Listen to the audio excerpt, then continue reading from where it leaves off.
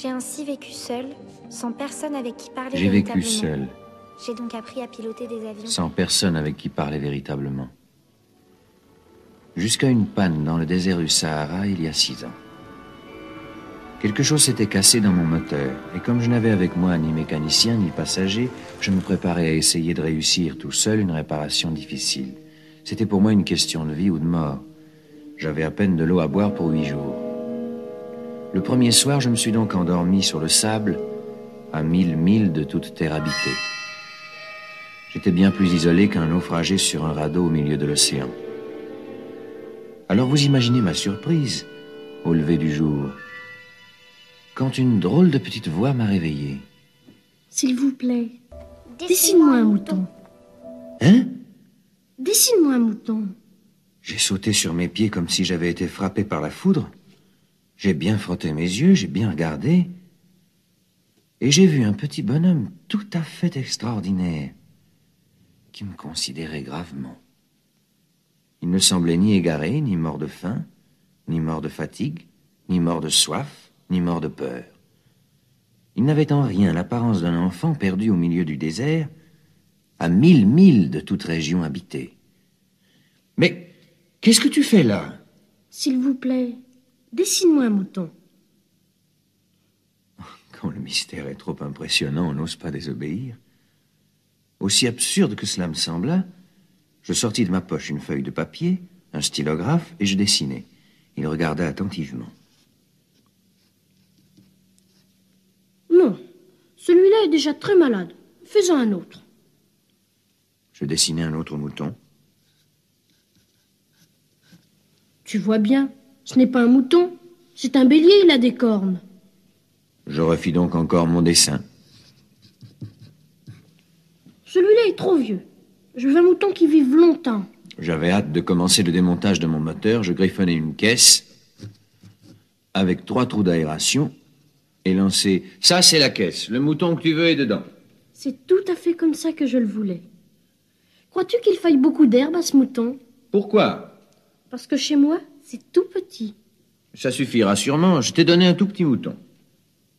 Pas si petit que ça. Tiens, il s'est endormi. Et c'est ainsi que je fis la connaissance du petit prince.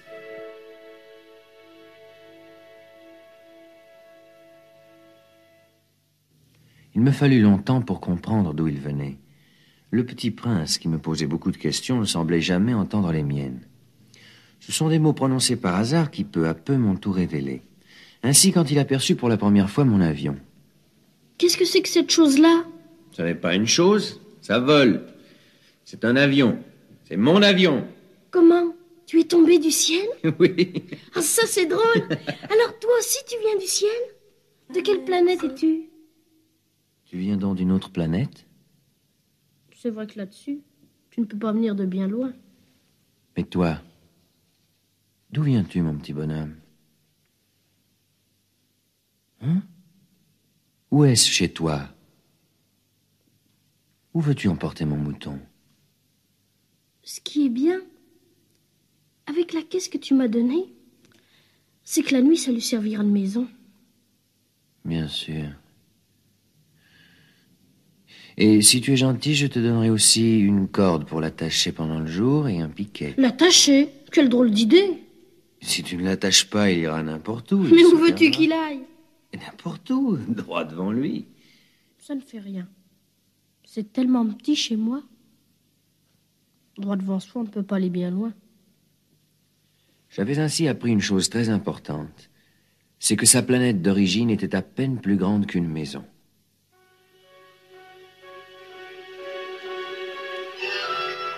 Ah, petit prince, j'ai compris peu à peu, au hasard des réflexions, ta petite vie mélancolique.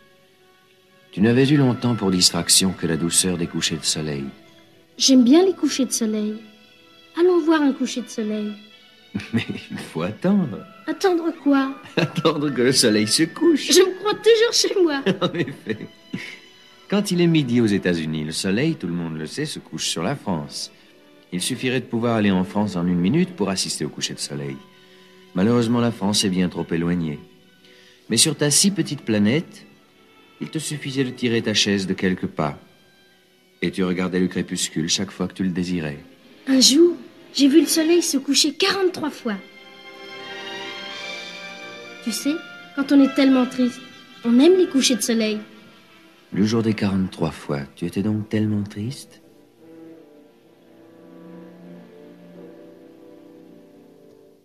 Le 5e jour, j'étais très occupé à essayer de dévisser un boulon trop serré de mon moteur. J'étais très soucieux, car ma panne commençait de m'apparaître comme très grave. Et l'eau à boire qui s'épuisait me faisait craindre le pire. Un mouton, ça mange les arbustes? Oui. Et les fleurs? Et un mouton mange tout ce qu'il rencontre. Même les fleurs qui ont des épines? Même les fleurs qui ont des épines. Alors les épines, à quoi servent-elles? Les épines, à quoi servent-elles? Les épines, ça ne sert à rien. C'est de la pure méchanceté de la part des fleurs. Ah? Je ne te crois pas. Les fleurs sont faibles, elles sont naïves, elles se rassurent comme elles peuvent. Elles se croient terribles avec leurs épines. Et tu crois, toi, que les fleurs... Mais non. Mais non, je ne crois rien. J'ai répondu n'importe quoi. Je m'occupe, moi, de choses sérieuses. De choses sérieuses? Oui. Tu parles comme les grandes personnes. Tu confonds tout, tu mélanges tout. Je connais une planète où il y a un monsieur cramoisi. Il n'a jamais respiré une fleur. Il n'a jamais regardé une étoile. Il n'a jamais aimé personne. Il n'a jamais rien fait d'autre que des additions. Et toute la journée, il répète comme toi, « Je suis un homme sérieux, je suis un homme sérieux. » Et ça le fait gonfler d'orgueil. Mais ce n'est pas un homme, c'est un champignon. Un quoi? Un champignon. Il y a des millions d'années que les fleurs fabriquent des épines. Il y a des millions d'années que les moutons mangent quand même les fleurs. Et ce n'est pas sérieux de chercher à comprendre pourquoi elles se donnent tant de mal pour se fabriquer des épines qui ne servent jamais à rien. Ce n'est pas important, la guerre des moutons et des fleurs. Ce n'est pas plus sérieux et plus important que les additions d'un grand monsieur rouge. Et si je connais, moi, une fleur unique au monde qui n'existe nulle part sauf dans ma planète, et qu'un petit mouton peut anéantir d'un seul coup, comme ça, un matin, sans se rendre compte de ce qu'il fait, ce n'est pas important, ça.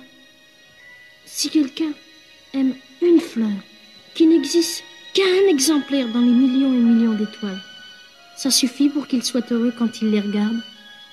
Il se dit, ma fleur est là, quelque part. Mais si le mouton mange la fleur, c'est pour lui comme si brusquement toutes les étoiles s'éteignaient. Et ce n'est pas important, ça.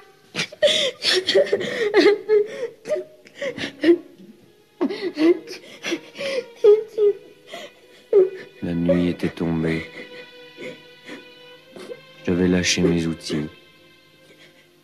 Je me moquais bien de mon marteau, de mon boulon, de la soif et de la mort.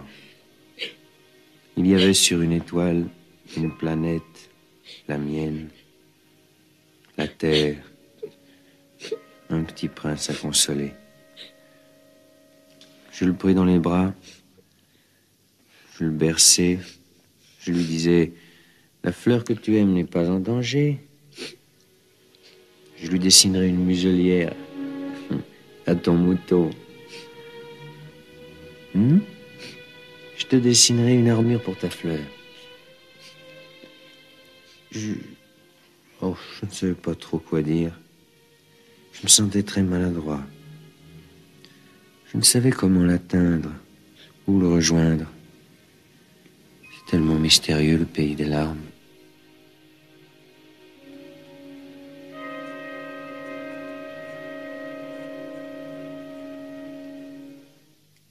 J'appris bien vite à mieux connaître cette fleur. Elle avait germé un jour d'une graine apportée d'on ne sait où. Le petit prince sentait bien qu'il en sortirait une apparition miraculeuse. Mais la fleur n'en finissait pas de se préparer à être belle à l'abri de sa chambre verte. Elle choisissait avec soin ses couleurs. Elle s'habillait lentement. Elle ajustait un à un ses pétales. Elle ne voulait pas sortir toute fripée comme les coquelicots. Elle ne voulait apparaître que dans le plein rayonnement de sa beauté. Eh oui, elle était très coquette. Sa toilette mystérieuse avait donc duré des jours et des jours. Et puis voici qu'un matin, justement à l'heure du lever du soleil, elle s'était montrée.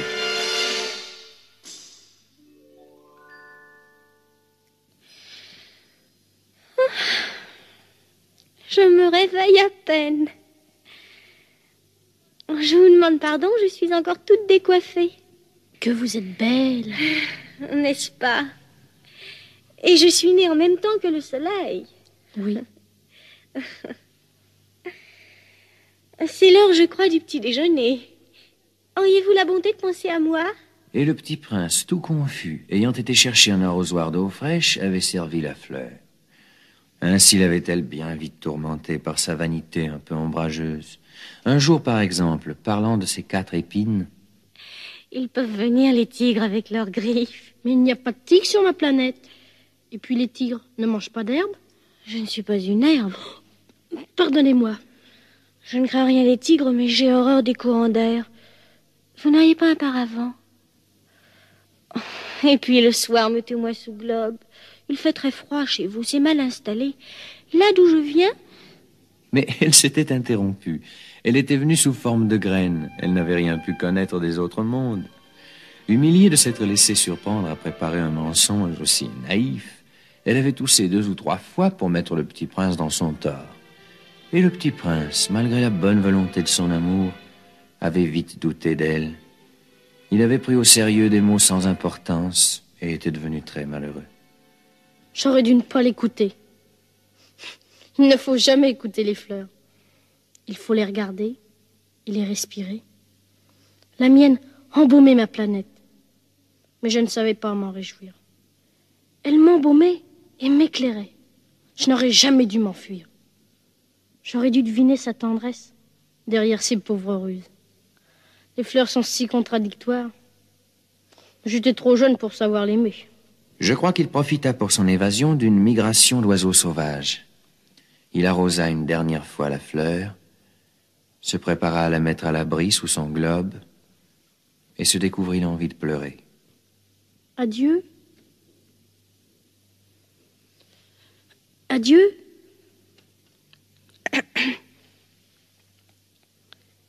J'ai été sotte, je te demande pardon. Tâche d'être heureux. Je t'aime.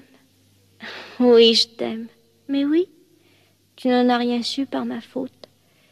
Ça n'a aucune importance. Mais tu as été aussi sot que moi. Tâche d'être heureux. Laisse ce globe tranquille, je n'en veux plus. Mais le vent... Oh, je ne suis pas si enrhumée que ça. L'air frais de la nuit me ferait du bien. Je suis une fleur. Mais les bêtes... Il faut bien que je supporte 2 ou 3 chenilles si je veux connaître les papillons. Il paraît que c'est tellement beau. Sinon, qui me rendra visite? Tu seras loin, toi. Quant aux grosses bêtes, je ne crains rien, j'ai mes griffes. Ne traîne pas comme ça, c'est agaçant. Tu as décidé de partir, va-t'en. Le petit prince commença par visiter les planètes voisines pour y chercher une occupation et pour s'instruire. La première était habitée par un roi, la seconde par un vaniteux, la troisième par un buveur, la quatrième par un businessman, le gros monsieur cramoisi de tout à l'heure. Après chaque visite, le petit prince se disait en lui-même que les grandes personnes étaient décidément très, très bizarres. La 5e planète était fort curieuse. C'était la plus petite de toutes. Il y avait là juste assez de place pour loger un réverbère et un allumeur de réverbère. Le petit prince ne parvenait pas à s'expliquer à quoi pouvait servir quelque part dans le ciel, sur une planète sans maison ni population, un réverbère et un allumeur de réverbère. Quand il allume son réverbère, c'est comme s'il faisait naître une étoile de plus, ou une fleur.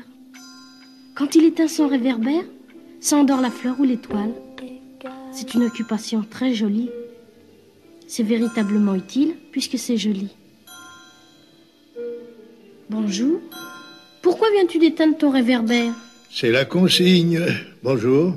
Qu'est-ce que la consigne? C'est d'éteindre mon réverbère. Bonsoir. Mais pourquoi viens-tu de le rallumer? C'est la consigne. Je ne comprends pas. Il n'y a rien à comprendre. La consigne, c'est la consigne. Bonjour. Je fais là un métier terrible. Autrefois, c'était raisonnable. J'éteignais le matin et j'allumais le soir. J'avais le reste du jour pour me reposer, le reste de la nuit pour dormir. Et depuis cette époque, la consigne a changé? Et la consigne n'a pas changé, c'est bien là le drame. La planète d'année en année a tourné de plus en plus vite et la consigne n'a pas changé. Alors maintenant qu'elle fait un tour par minute, je n'ai plus une seconde de repos. J'allume et j'éteins une fois par minute. Ça, c'est drôle. Alors les jours chez toi durent une minute? Non, ce n'est pas drôle du tout. Ça fait déjà un mois que nous parlons ensemble. Un mois? Oui, 30 minutes, 30 jours. Et bonsoir. Tu sais, je connais un moyen de te reposer quand tu voudras. Je veux toujours. Ta planète est tellement petite que tu en fais le tour en 3 enjambées. Tu n'as qu'à marcher assez lentement pour rester toujours au soleil. Quand tu voudras te reposer, tu marcheras. Et le jour durera aussi longtemps que tu voudras. Ça ne m'avance pas grand-chose. Ce que j'aime dans la vie, c'est dormir. Ce n'est pas de chance. Ce n'est pas de chance. Bonjour. C'est le seul dont j'ai pu faire mon ami. Mais sa planète est vraiment trop petite. Il n'y a pas de place pour 2. Ce que le petit prince n'osait pas s'avouer, c'est qu'il regrettait cette planète bénie à cause surtout des 1440 couchers de soleil par 24 heures.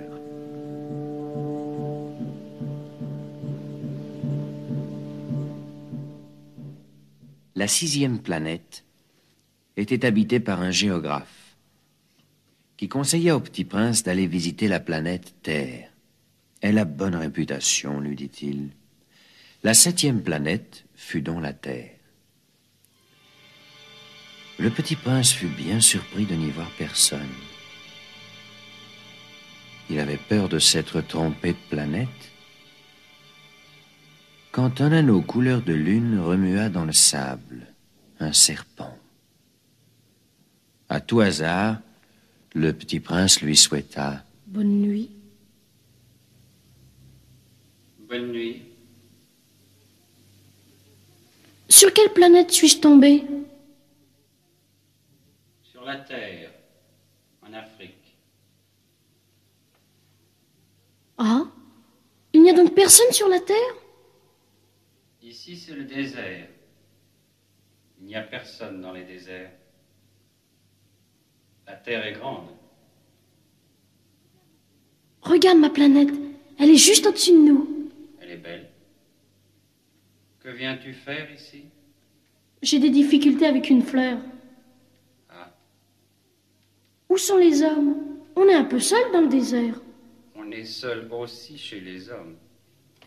Tu es une drôle de bête, mince comme un doigt. Mais je suis plus puissant que le doigt d'un roi. Tu n'es pas bien puissant. Tu n'as même pas de pattes. Tu ne peux même pas voyager. Je puis t'emporter plus loin qu'un navire. Celui que je touche, je le rends à la terre dont il est sorti. Mais tu es pur et tu viens d'une étoile. Oui. Tu me fais pitié, toi, si faible sur cette terre de granit. Je puis t'aider un jour si tu regrettes trop ta planète. Je puis... Oh, j'ai très bien compris. Mais pourquoi parles-tu toujours par énigme? Je les résous toutes. Le petit prince, ayant longtemps marché à travers les sables, les rocs et les neiges, découvrit enfin une route. Et les routes vont toutes chez les hommes, et les hommes ont des jardins fleuris de roses, et les roses accueillirent le petit prince. Bonjour, Qui êtes-vous? nous sommes les roses. Ah? Et combien êtes-vous ici? 4000, 5000. Et moi qui me croyais riche d'une fleur unique. Je ne possède qu'une rose ordinaire. Il y en a 5000 comme elle, toutes semblables dans un seul jardin.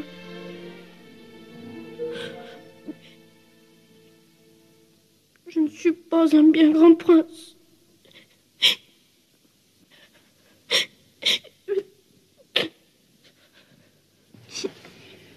Bonjour. Bonjour. Qui es-tu? Tu es bien jolie. Je suis un renard. Viens jouer avec moi. Je suis tellement triste. Je ne peux pas jouer avec toi. Je ne suis pas apprivoisé. Oh, pardon. Qu'est-ce que signifie apprivoiser? Tu n'es pas d'ici. Non. Que cherches-tu? Je cherche les hommes.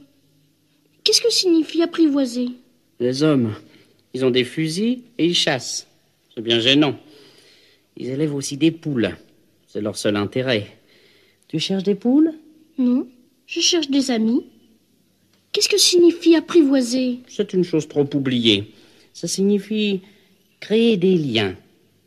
Créer des liens? Bien sûr.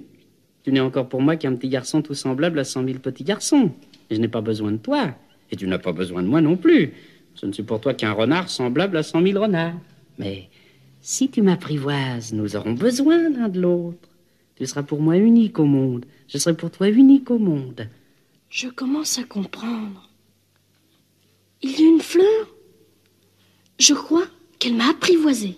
C'est possible. On voit sur la Terre toutes sortes de choses. Oh, ce n'est pas sur la Terre? Sur une autre planète? Oui. Il y a des chasseurs sur cette planète? Non.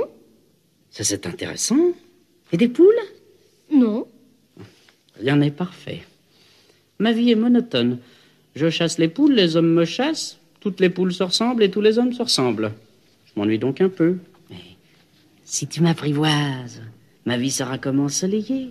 Je connaîtrai un bruit de pas qui sera différent de tous les autres. Les autres pas me font rentrer sous terre. Le tien m'appellera hors du terrier, comme une musique. Et puis regarde, tu vois là-bas les champs de blé? Oui. Je ne mange pas de pain, le blé pour moi est inutile. Les champs de blé ne me rappellent rien. Et ça, c'est triste. Mais tu as des cheveux couleur d'or. Alors ce sera merveilleux quand tu m'auras apprivoisé. Le blé qui est doré me fera souvenir de toi. Et j'aimerais le bruit du vent dans le blé. S'il te plaît, apprivoise-moi. Je veux bien, mais je n'ai pas beaucoup de temps. J'ai des amis à découvrir et beaucoup de choses à connaître. On ne connaît que les choses que l'on apprivoise. Les hommes n'ont plus le temps de rien connaître. Ils achètent des choses toutes faites chez les marchands. Mais comme il n'y a point de marchands d'amis, les hommes n'ont plus d'amis. Si tu veux un ami, apprivoise-moi. Que faut-il faire? Il faut être très patient. Tu t'assoiras d'abord un peu loin de moi, comme ça, dans l'herbe. Je te regarderai du coin de l'œil et tu ne diras rien. Mais chaque jour, tu pourras t'asseoir un peu plus près. Le lendemain revint le petit prince. Il eût mieux valu revenir à la même heure. Si tu viens par exemple à 4 heures de l'après-midi, dès 3 heures, je commencerai d'être heureux. Plus l'heure avancera, plus je me sentirai heureux. À 4 heures déjà, je m'agiterai et m'inquiéterai. Je découvrirai le prix du bonheur. Mais si tu viens n'importe quand, je ne saurai jamais à quelle heure m'habiller le cœur.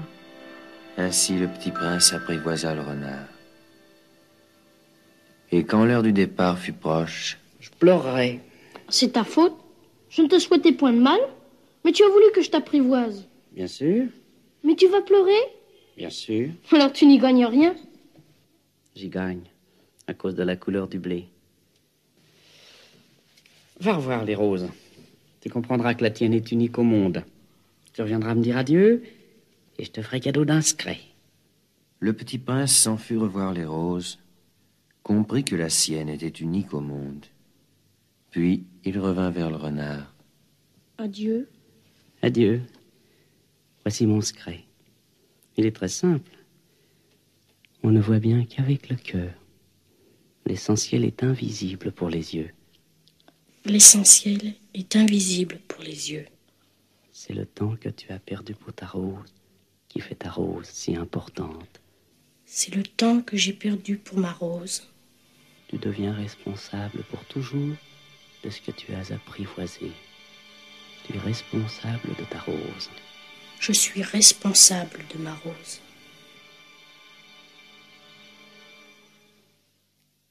Ah, ils sont bien jolis, tes souvenirs. Mais je n'ai pas encore réparé mon avion. Et je n'ai plus rien à boire. Tu as soif? Cherchons un puits. J'ai soif aussi. Il est absurde de chercher un puits au hasard dans l'immensité du désert. Enfin. Mettons-nous en marche. Quand nous eûmes marché des heures en silence, la nuit tomba et les étoiles commencèrent de s'éclairer. Les étoiles sont belles à cause d'une fleur que l'on ne voit pas. Bien sûr. Le désert est beau. Ce qui embellit le désert, c'est qu'il cache un puits. Quelque part. Le petit prince s'endormait. Je le pris dans mes bras. J'étais ému. Il me semblait porter un trésor fragile. Il me semblait même qu'il n'y eût rien de plus fragile sur la terre.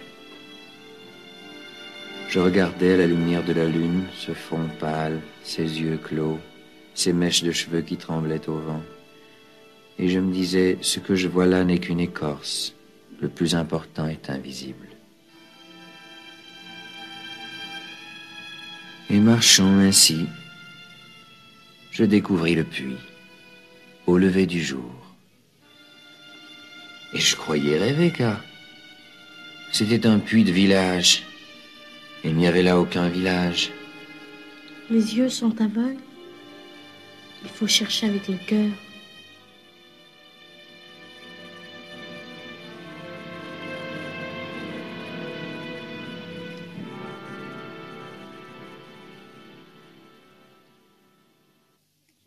Tu tiendras ta promesse. Quelle promesse? Tu sais, une muselière pour mon mouton. Je suis responsable de ma rose. Je te la dessinerai.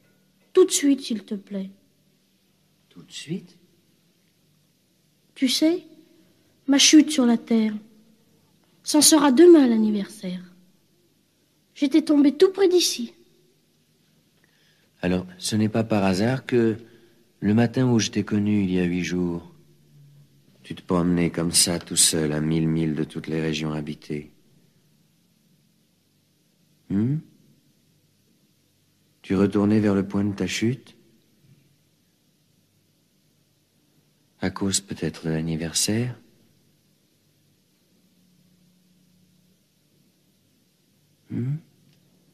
Tu dois maintenant travailler. Tu dois repartir vers ta machine. Je t'attends ici. Reviens demain soir! Je repartis en me souvenant du renard. On risque de pleurer un peu si l'on s'est laissé apprivoiser.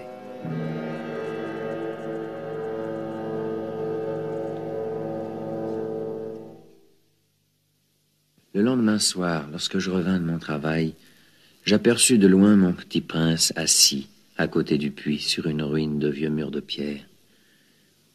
À qui parlait-il? Tu ne t'en souviens donc pas? Si, c'est bien le jour, mais ce n'est pas ici l'endroit. Bien sûr. Tu verras où commence ma trace dans le sable. Tu n'as qu'à m'y attendre, j'y serai cette nuit. Tu as du bon venin? Tu es sûr de ne pas me faire souffrir longtemps? Maintenant, va-t'en. Va-t'en, je veux redescendre. Alors j'abaissai les yeux vers le pied du mur, et je fis un bond. Il était là, dressé vers le petit prince, un de ces serpents jaunes qui vous exécutent en 30 secondes. Au bruit que je fis, il disparut. Mon petit bonhomme de prince était pâle comme la neige. Son cœur battait comme celui d'un oiseau qui meurt quand on l'a tiré à la carabine. Petit bonhomme, n'est-ce pas que c'est un mauvais rêve, cette histoire de serpents et de rendez-vous et d'étoiles? Ce qui est important, ça ne se voit pas. Bien sûr. C'est comme pour la fleur. Si tu aimes une fleur qui se trouve dans une étoile, c'est doux la nuit de regarder le ciel. Toutes les étoiles sont fleuries. Bien sûr. Tu regarderas la nuit, les étoiles. Oui. C'est trop petit chez moi pour que je te montre où se trouve la mienne. C'est mieux comme ça. Mon étoile, ce sera pour toi une des étoiles. Alors toutes les étoiles, tu aimeras les regarder. Elles seront toutes tes amies. Et puis je vais te faire un cadeau. Ah, petit bonhomme, j'aime entendre ce rire. Justement, ce sera mon cadeau. Que veux-tu dire? Toi, tu auras des étoiles comme personne n'en a. Mais comment? Quand tu regarderas le ciel, oui, la nuit, puisque j'habiterai dans l'une d'elles, oui, puisque je rirai dans l'une d'elles, alors ce sera pour toi comme si riaient toutes les étoiles. Tu auras, toi, des étoiles qui savent rire. Et quand tu seras consolé, on se console toujours, tu seras content de m'avoir connu. Tu seras toujours mon ami. Et tu auras envie de rire avec moi. Et tu ouvriras parfois la fenêtre, comme ça, pour le plaisir. Et tes amis seront bien étonnés de te voir rire en regardant le ciel. Alors tu leur diras, oui, les étoiles, ça me fait toujours rire. Et ils te croiront fou. Je t'aurais joué un bien vilain tour. Ce sera comme si je t'avais donné, au lieu d'étoiles, des tas de petits grelots qui savent rire. Cette nuit, tu sais, ne viens pas. Je ne te quitterai pas. J'aurai l'air d'avoir mal. J'aurai un peu l'air de mourir. C'est comme ça. Ne viens pas voir ça. Ce n'est pas la peine. Je ne te quitterai pas. Je te dis ça. C'est à cause aussi du serpent. Il ne faut pas qu'il te morde. Les serpents, c'est méchant. Ça peut mordre pour le plaisir. Je ne te quitterai pas. C'est vrai qu'ils n'ont plus de venin pour la seconde morsure. Cette nuit-là, je ne le vis pas se mettre en route. Il s'était évadé sans bruit. Quand je réussis à le rejoindre, il marchait, décidé, d'un pas rapide. Tu es là? Tu as tort. Tu auras de la peine. J'aurai l'air d'être mort et ce ne sera pas vrai. Tu comprends? C'est trop loin. Je ne peux pas emporter ce corps-là. C'est trop lourd. Mais ce sera comme une vieille écorce abandonnée. Ce n'est pas triste, les vieilles écorces. Ce sera tellement amusant. Tu auras 500 millions de grelots. Tu sais, ma fleur, j'en suis responsable. Elle est tellement faible. Elle est tellement naïve. Elle a 4 épines de rien du tout pour la protéger contre le monde. Voilà. C'est tout. Il n'y eut rien qu'un éclair jaune près de sa cheville. Il demeura un instant immobile. Il ne cria pas. Il tomba doucement, comme tombe un arbre. Ça ne fit même pas de bruit à cause du sable. Ça fait 6 ans. Déjà. Si vous voyagez un jour en Afrique, dans le désert, et s'il vous arrive de passer par cet endroit où je tombais en panne, je vous en supplie, ne vous pressez pas. Attendez un peu. Si alors un enfant vient à vous, s'il rit, s'il a des cheveux d'or, s'il ne répond pas quand on l'interroge, vous devinerez bien qui il est. Alors soyez gentil, ne me laissez pas tellement triste. Écrivez-moi vite qu'il est revenu.